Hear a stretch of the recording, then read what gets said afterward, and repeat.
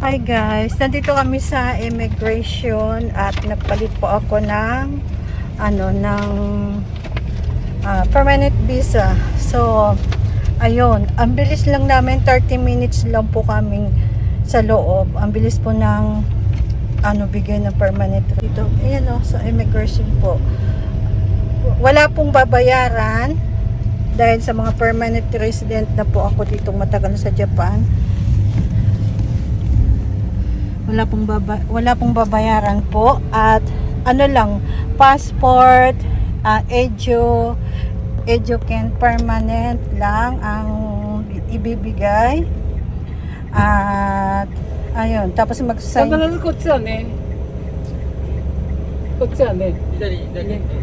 At ibibigay lang po magsasign ka lang ng form. Madali lang naman sa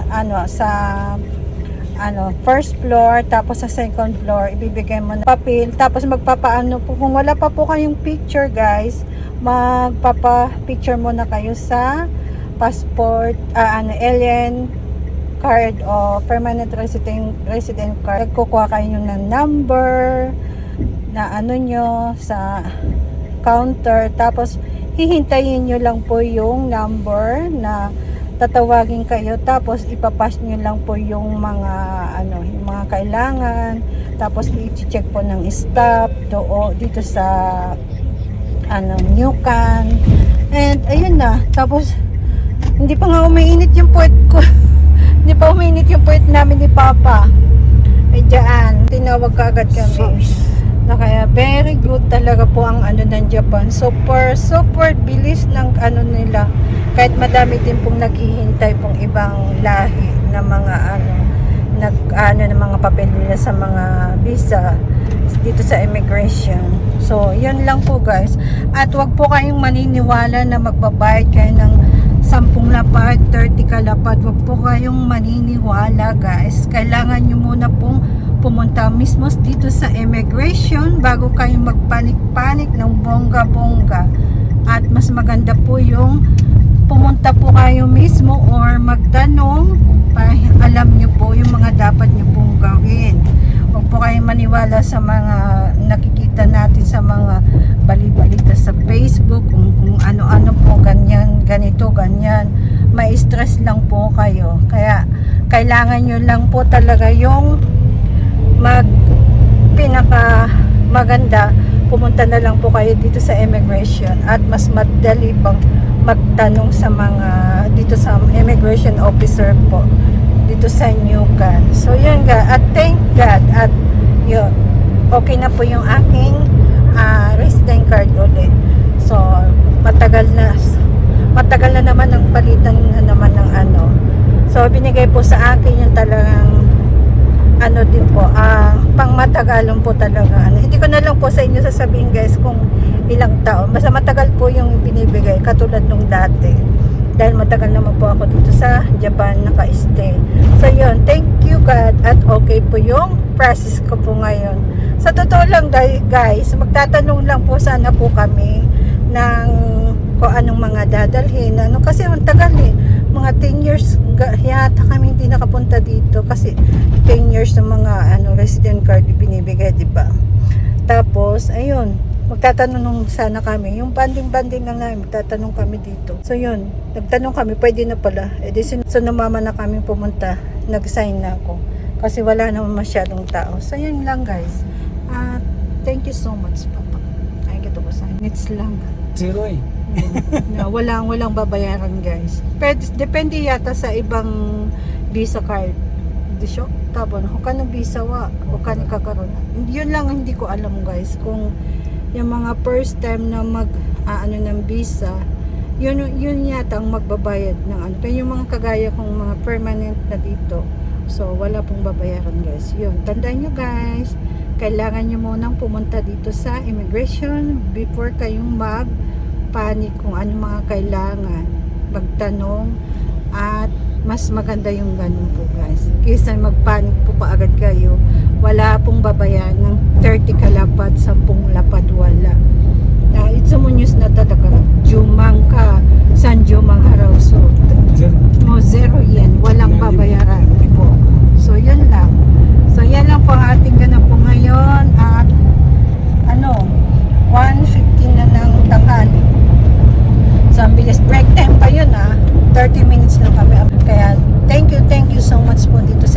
super bilis ng kanilang mga processing talaga pag galing sa mga government lalo. So thank you so much. Color ng Edyo permanent resident ay iba na yung kulay, may pagka-pink na siya, hindi na yung mga kulay green, iba na po guys. Ngayon po ay kulay pink na yung style na. Hindi ko na po sa inyo ipapakita kasi yun ay ano tawag nun,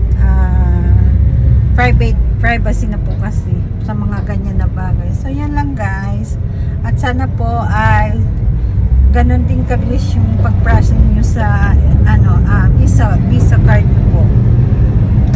Yun guys, kakain muna kami dito sa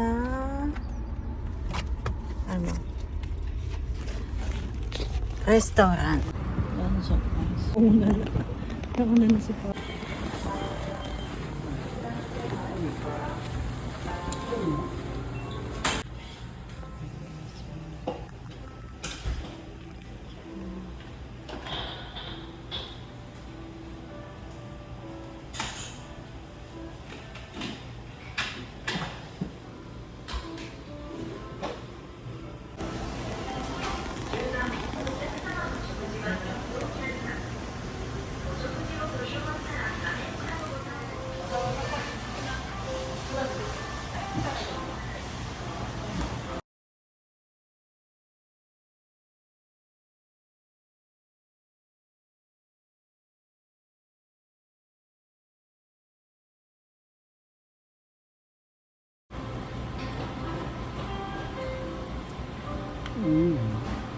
Mizu.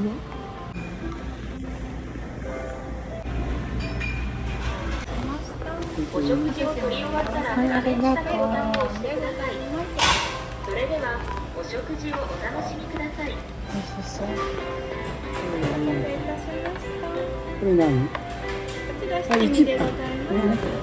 Arigato gozaimasu.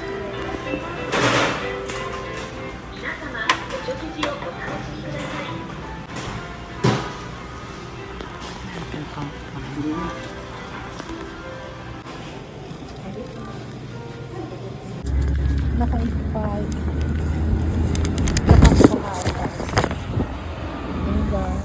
Hi guys, ng mga natong blueberry. Ayan, may bunga na po siya. Pitik sa bunga.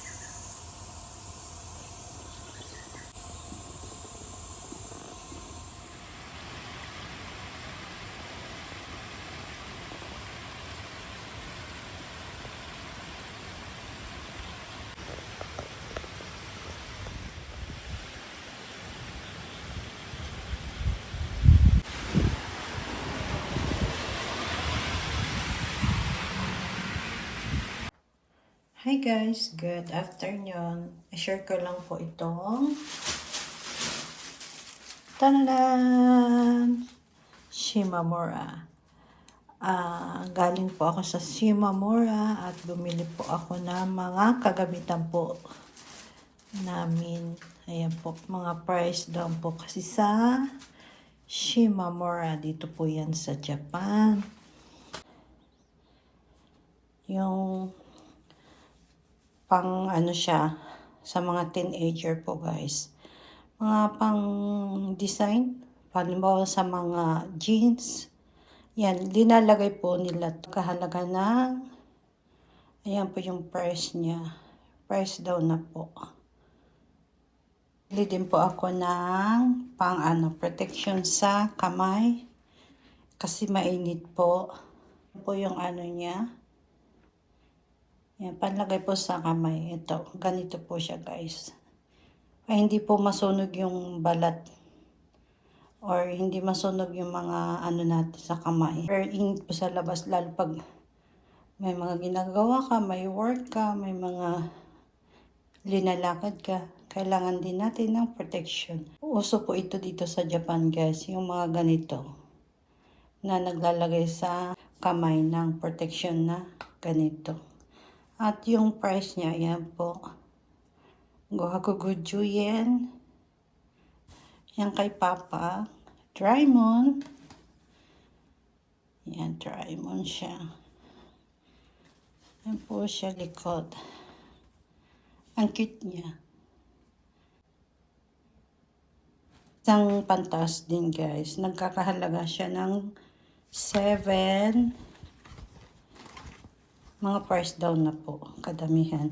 Sa Shimamura. Ito ay nagkakahalaga ng 1,089 yen. Naging 717 na lang yen. Ayan po yung price niya. Yung mga pang summer.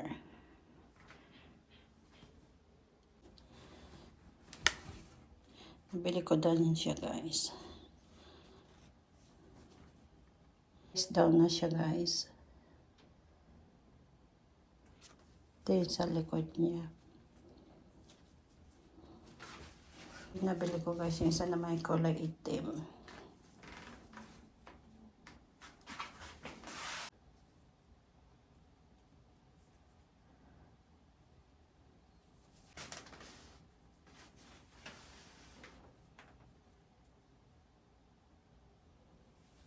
So, same price din lang po siya guys. Gohakuguju yen. Makita nyo masyado kung gaano siya mga ka-cute at kaganda. Yan siya guys.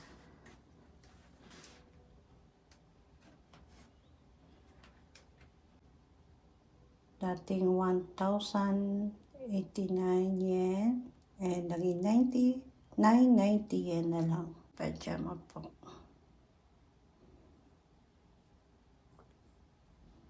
Pang summer na pajama. Hello Kitty. So ito naman ay price niya ay 140, 1,490, 690 yen. Dati siyang 759 yen. Kung nakikita niyo guys. Ito po yung price niya.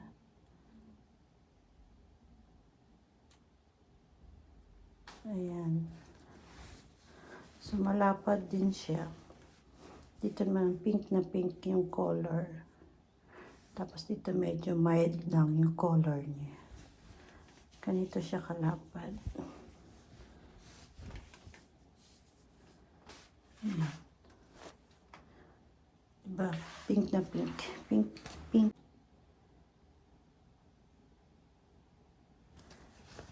Ito. Dalawang towel po yung nabili ko.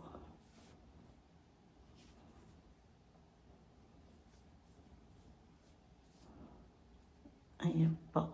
So, yan po yung aking mga napamili po ngayon guys.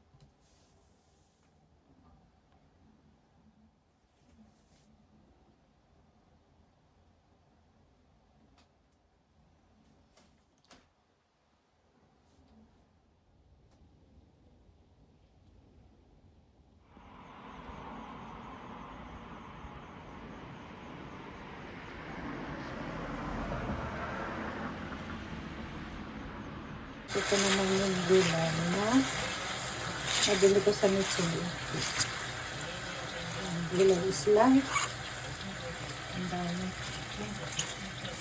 Ganito siya guys. Gulay is life. Kailangan pala rin may gulay. dito ko for today guys yung salmon na ibinis ko sa sa olive oil tapos mga pampalasa. Ayan, salmon. Tapos Philippine food na talong na may itlog. Ayan naman siya. Manuhan ng itlog. Tortang talong na may itlog. Kalimutan ko yung tawag nito sa ganitong leto. Basta may siya, tortang talong na pinaluan ng itlog. Ayan. Tapos at ito, salmon na lagyan ko ng mga pampalasa guys. So, ayan lang. Chicken na may talong din. Again. At ito na guys, aming dinner for today. Ayan. Siyempre, palagi may gulay, may kamatis, at may ganito. Para balance kahit paano ang pagkain. Hindi nga lang ako nakagawa ng sabaw. At yan po ang dinner for today. So, let's go. Kain na tayo, guys.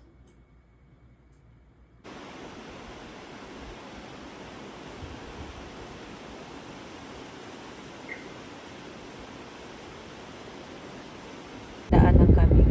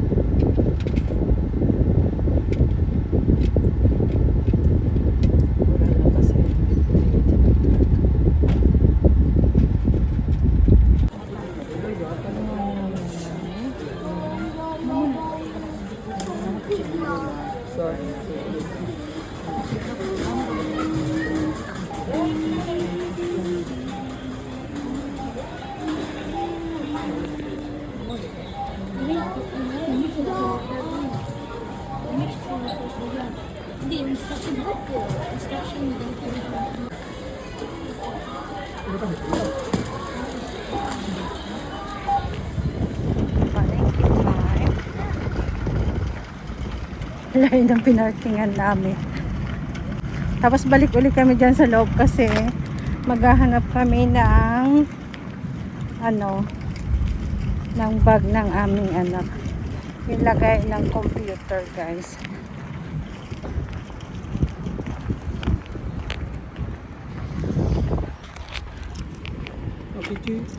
Okay. Tatlong box yung nabili namin sa mga namin. Lagay namin sa frozen yung iba.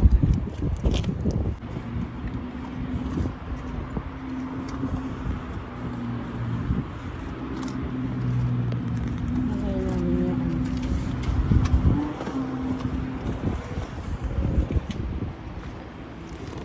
Ayan siya. Bye. So, balik ulit tayo. Na, yasoy ne. Disyo? So, balik ulit kami dito sa Don Quixote. Dito sa Minakamo. Layo ng namin, ng tahan. Na Don Quixote, dito pa kami napunta sa Minakamo. So, balik ulit tayo dito. Hinihingan na ako. Dito. Ang daming sale na ngayon. Sale. Mga 5.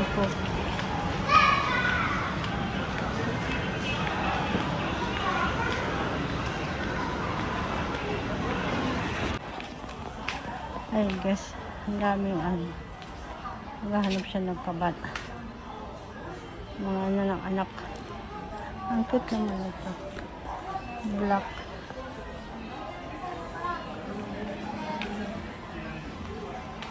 Ay, maghahanap yan. Yan siya.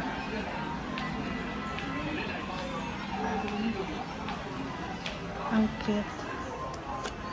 Rubber boat. Bili kaya ako ng ano, chinelas. Sandals.